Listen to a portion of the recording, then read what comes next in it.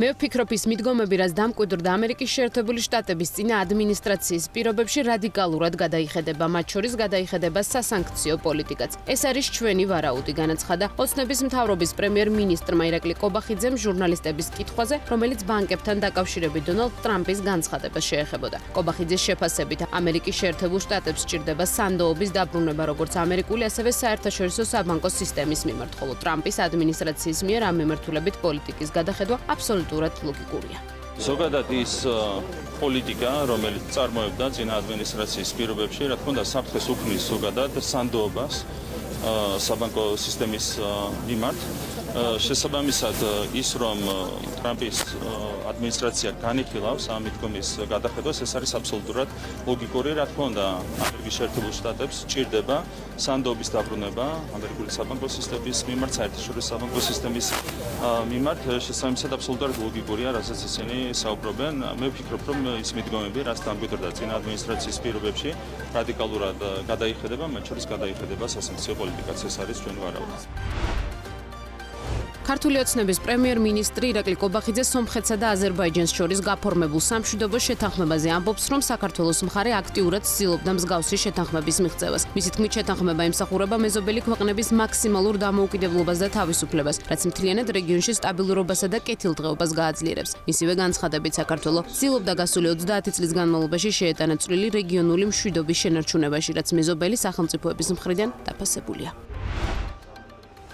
თბილისის სააპელაციო სასამართლოში თანაინვესტირების ფონდის ყოფილი გენერალური დირექტორის გიორგი ბაჩიაშვილის სასამართლო პროცესი მიმდინარეობს. საქმე ქართული ოცნების დამფუძნებლის ბიზნია ივანიშვილის კრიპტოვალუტების მითვისებას ეხება, რაზეც თბილისის საქალაქო სასამართლომ ბაჩიაშვილს 11 წლით თავისუფლების აღკვეთა მიუსაჯა. სასამართლო პროცესს თავად მსჯავრდებული გიორგი ბაჩიაშვილიც ესწრება. დღევანდელ სასამართლო პროცესზე მხარეები დასკვნით სიტყვებს წარმოთქვამენ. ასევე გიორგი ბაჩიაშვილი საბოლოო სიტყვის უფლებითაც ისარგებლებს, რის შემდეგაც საქმეზე განაჩენის შესაძლებლად დღესვე გამოცხადდეს.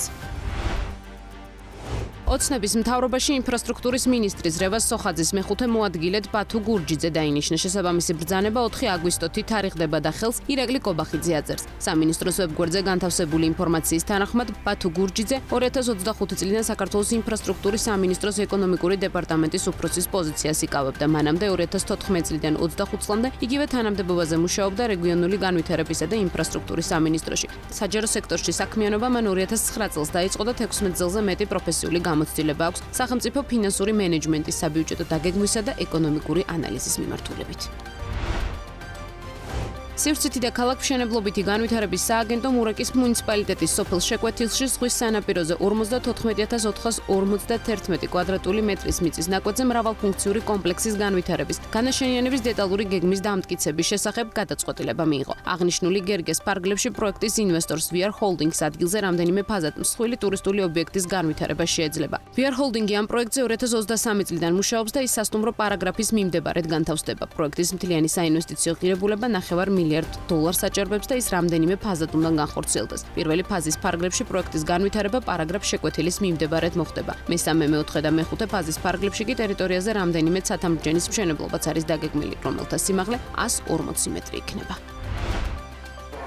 პარკეთილის მეტრო რამდენიმე დღეში გაიხსნება, თუმცა სამუშაოები წლის ბოლომდე გაგრძელდება. ამის შესახებ თბილისის მერმა კახა კალაძემ განაცხადა. კალაძის ინფორმაციით მუნიციპალიტეტი მუშაობს იმ მიმართულებით, რომ რეაბილიტაციის პროცესში აღნიშნული სადგური 1 საათით გვიან გაიხსნას და 1 საათით ადრე დაიკეტოს. რაც შეეხება სარეაბილიტაციო სამუშაოების გადავადების საკითხს, კახა კალაძემ მედიასთან კიდევ ერთხელ გააკეთა განმარტება და აღნიშნა, რომ მთავარი არის დაპროექტება და ექსპერტიზის ჩატარება, რა მიმართულებითაც საქართველოში ექსპერტები ვერ მოიძებნა.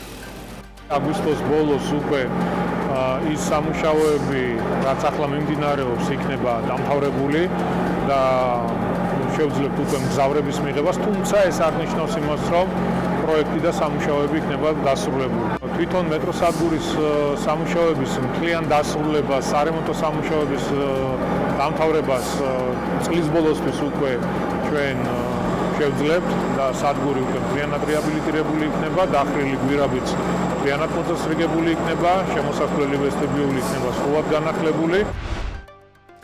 საქართველოს მთავრობამ შტატგარეშე თანამშრომლების ანაზღაურებაზე 2025 წლის 6 თვეში 310.655.000 ლარი დახარჯა. ეს კი 2024 წლის ანგარიშო პერიოდთან შედარებით 59.3 მილიონი ლარით მეტია ბიუჯეტის შესრულების ანგარიშის მიხედვით. წინა წელს შტატგარეშეთა ხელფასებზე ხაზინიდან 261.3 მილიონი ლარი დაიხარჯა. აღსანიშნავია, რომ ბიუჯეტის შესრულების ანგარიშში არ არის მითითებული თუ რამდენი შტატგარეშე თანამშრომელი მუშაობს სხვადასხვა სამინისტროში, სიპებსა თუ IP-ებში. 2024 წელს საქართველოს მთავრობამ შტატგარეშე თანამშრომლების ანაზღაურებაზე, როგორც ცნობილია, 592.558.000 ლარი დახარჯა. ამავე დოკუმენტის მიხედვით შტატგარეშეებთან ერთად 2025 წელს გაიზარდა შტატიანი მოხელეების სახელფასო ფონდიც. გასული წლის 6 თვეში მათზე ჯამში 1.200.000.000 ლარის ხელფასები გაიცა. მიმდინარე წლის პირველ ნახევარში კი 1.393.000 ლარი. ცნობისთვის საქართველოს მთავრობა 2026 წლამდე საჯარო სამსახურში ხელფასების ყოველწლიურად 10%-ით გაზრდას გეგმავს.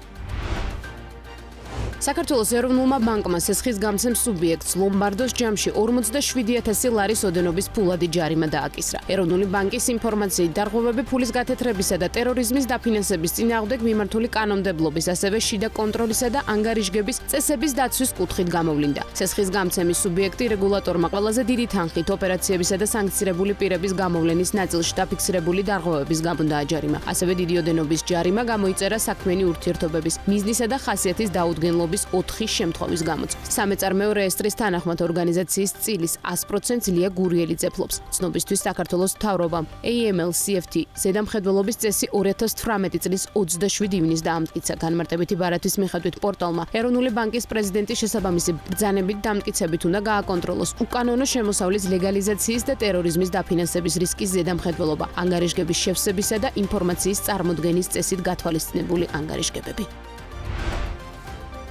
ბეთლაივის შემოსავალი 226 მილიონ ლარამდე გაიზარდა. საქართველოში მოქმედ უმსხვილეს კომპანიებს, მათ შორის აზარტული თამაშების ოპერატორებს ყოველწლიურად თავიანთი ფინანსური მაჩვენებლების გასაჯაროების ვალდებულება აქვს. 2024 წლის აუდიტირებული ანგარიში წარადგინა ბეთლაივმაც. დოკუმენტის თანახმად გასულ წელს ბეთლაივის შემოსავალმა 226 მილიონ ლარს მიაღწია, რაც წინა წელთან შედარებით 52 მილიონი ლარით მეტია. კომპანიის შემოსავალი წარმოადგენს მიღებულ ფსონებსა და მოგების სახით გაცემულ თანხას შორის სხვაობას, ანუ GGR-ს, რასაც წმინდა სათამაშო შემოსავალი ეწოდება. შესაბამისად, უშუალოდ მოთამაშეების მიერ ბეთლაივის სისტემაში შეტანილი თანხები გაცილებით უფრო დიდი იყო, ხოლო 226 მილიონი ლარი ბეთლაივის მიერ ფსონების სახით მიღებულ თანხებსა და გაცემულ მოგებას შორის სხვაობაა. ფინანსური ანგარიშის თანახმად გაზრდილია კომპანიის წმინდა მოგებაც. თუ კი 2023 წელს კომპანიის წმინდა მოგება 56 მილიონი ლარი იყო, 2024-ში ის 66 მილიონ ლარამდე გაიზარდა. იარ-არაბია, აბუ-დაბი, თბილისის მიმართულებით ფრენების სიხშირეები გაზარდა. აგვისტოში თბილისის საერთაშორისო აეროპორტის მიმართულებით აბუ-დაბიდან ფრენები კვირაში 8ჯერ უკვე სრულდება. ხუთშაბათობით კი ავიაკომპანია დღეში 2ჯერ იფრენს. სამომავლოდ იარ-არაბია, აბუ-დაბი, თბილისის მიმართულებით სიხშირეების კვირაში 10-მდე ზრდას განიხილავს. ავიაკომპანია ფრენის სიხშირეებს ასევე აზერბაიჯანის მიმართულებითაც ზრდის. საქართველოს აეროპორტების გაერთიანების ინფორმაციით ავიაკომპანიის მხრიდან ეს გადაწყვეტილება მიღებულია იმისთვის, რომ მომხმარებელს მეტი არჩევანი შესთავაზოს და დააკმაყოფილოს მზარდი მოთხოვნა პირდაპირ და ხელმისაწვდომ გზავრობებზე არაბთა გაერთიანებული საამიროების დედაქალაქსა და საქართველოს შორის.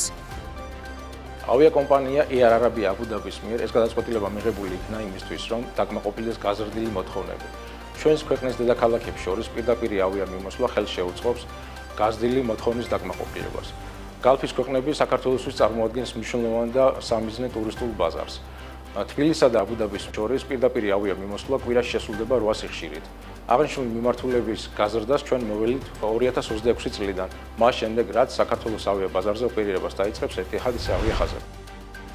ინჯგუფის სასტუმროების აღმასრულებელი დირექტორის ერეკლე კოკაიას თქმით, ქუთაისი ტურისტული თვალსაზრისით ერთ-ერთი ყველაზე მრავალფეროვანი ადგილია საქართველოში. როგორც კოკაიამ BMG-ს უთხრა, ამაში გადამწყვეტ როლს ქუთაისის საერთაშორისო აეროპორტი ასრულებს, რომელიც ქალაქს პირდაპირი ფრენებით მრავალ ქვეყანასთან აკავშირებს. მისივე თქმით, ქალაქში განთავსების საშუალო ღირებულება საუზმით 300 ლარს აჭარბებს. რაც შეეხება აუზს, ივლისში დაგეგმილი აუზის გახსნა მცირე ტექნიკური სამუშაოების გამო დროებით გადაიდო, თუმცა ამჟამად დასუფთავება მიმდინარეობს და ობიექტის სტუმრებისთვის აგვისტოს შუა რიცხვებში გაიხსნება. პროექტის საინვესტიციო ღირებულება 1.7 მილიონი ლარია.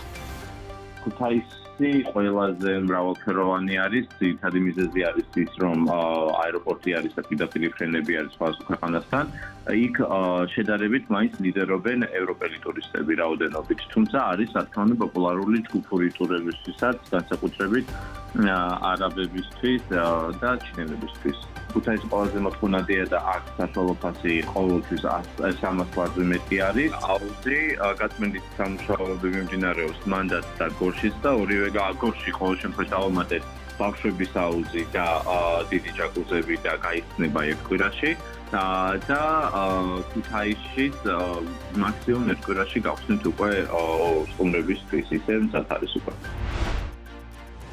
კურორტების განვითარების სააგენტო რაჭის ახალი კურორტების განვითარების კონცეპტუალური დიზაინის შექმნაზე გამარტივებულ შესყიდვაზე თანხმობას ითხოვს. შესყიდვების სააგენტოს ვებგვერდზე გამოქვეყნებული ინფორმაციიდან ირკვევა, რომ 2023 წლის აგვისტოს თვეში რაჭაში შოვში განვითარებული სტიქიური მოვლენების შემდეგ განსაკუთრებით მნიშვნელოვანი გახდა რაჭაში ახალი კურორტების არსებობა. შესაბამისად, რეგიონში კონკურენტუნარიანი და 4 სეზონური მთის კურორტების განვითარებისთვის შერჩეულია 2 პრიორიტეტული მიმართულება. მათი შეფასებით ესენია ონის მუნიციპალიტეტში მრავალძალის და ამბროლაურის მუნიციპალიტეტში სხარტალი, ბეთლევი, შხივანას არეალები. სააგენტო განმარტავს, რომ ორივე ლოკაცია იძლევა დიდ შესაძლებლობას საერთაშორისო სტანდარტების შესაბამისი საკურორტო ინფრასტრუქტურის შექმნისთვის. კონცეპტუალური დიზაინის შექმნისთვის ბიუჯეტი 335,134 ამერიკული დოლარია, ხოლო დოკუმენტი მზად კონტრაქტორთა ხელშეკრულების გაფორმებიდან 8 თვეში უნდა იყოს.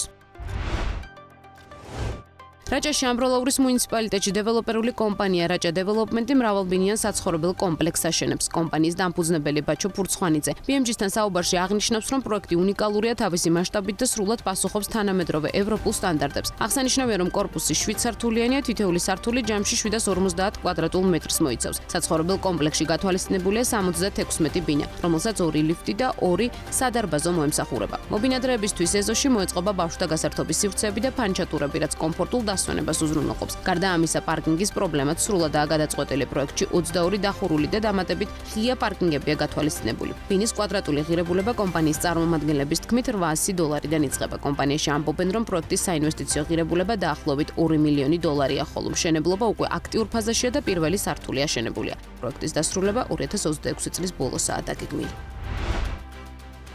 სეტყვამ 20 ჰექტარი საზამთროს ბაღი გამინადგურა. ფერმერი 150,000 ლარიან ზარალზე საუბრობს. საქსტატის მონაცემებით 2025 წლის ივლისში საზამთროს ფასი 16%-ით შემცირდა. აღნიშნულზე ფერმერი გია ჩახვაშვილი BMG-სთან აცხადებს, რომ წლევანდელი მოსავალი კახეთში სეტყვამ და სიცხეებმა მნიშვნელოვნად დააზარალა. მისი თქმით, ზარალის ნაწილობრივ შესამსუბუქებლად სომხეთში ექსპორტს ახორციელებს. სომხეთის ტრაილერები შემოდის, გავაკეთეთ განაცხადი, რომ ნატურალურ საზამთროს ვაწარმოებთ და კილოგრამს 60 თეთრად ვიყიდით. ამან ცოტა გვიშველა, რომ ზარალი ნაწილობრივ შეგვემსუბუქებინა, აცხადებს ფერმერი BMG-სთან საუბრისას.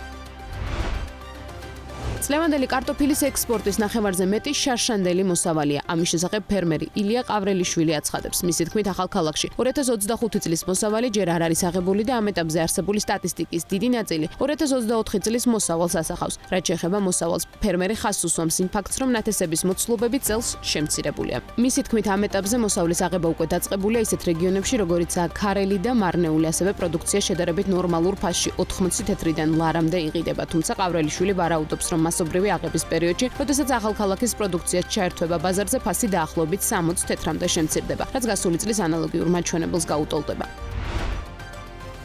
იუსტიციის სამინისტროს სახელმწიფო სერვისების განვითარების სააგენტო გარკვეული კატეგორიის მოქალაქეებისთვის პირადობის ელექტრონული მოწმობების შეღავათიან ფასად გაცემის აქციას იწყებს. სააგენტოს ცნობით, აქცია დღეს დაიწყო და 5 სექტემბრამდე გაგრძელდება. მისი მიზანია მოქალაქეების ელექტრონული დოკუმენტით უზრუნველყოფა და საარჩევნო სიების სრულყოფა. პირადობის ელექტრონულ მოწმობას ნახევარ ფასად მიიღებენ სრულწლოვანი მოქალაქეები, რომლებსაც არასდროს აუღიათ პირადობის ელექტრონული მოწმობა. ასევე სრულწლოვანი მოქალაქეები, რომლებსაც მოქმედების ვადის გასვლის გამო გააუქმდათ ან მიმდინარე წლის 5 ოქტომბრამდე გააუქმდებათ პირადობის ელექტრონული მოწმობა და ამასთან არ ფლობენ მოქმედ ბიომეტრიულ პასპორტს. ასევე მოქალაქეები, რომლებსაც 5 ოქტომბრამდე უსრულდებათ 18 წელი და მოქმედების ვადის გასვლის გამო გააუქმდათ ან 5 ოქტომბრამდე გააუქმდებათ პირადობის ელექტრონული მოწმობა და არ ფლობენ მოქმედ ბიომეტრიულ პასპორტს, შეძლებენ შეღავათიან ფასად აიღონ ახალი პირადობის მოწმობები. ასევე აქციაში ჩართვას შეძლებენ მოქალაქეები, რომლებსაც 5 ოქტომბრამდე უსრულდებათ 18 წელი და მათზე გაცემული არ არის პირადობის ელექტრონული მოწმობა. აქციის ფარგლებში პირადობის ელექტრონული მოწმობა მე-10 სამუშაო დღეს გაიცემა ნახევარ ფასად, ხოლო დოკუმენტისთვის საჭირო ფოტოსურათი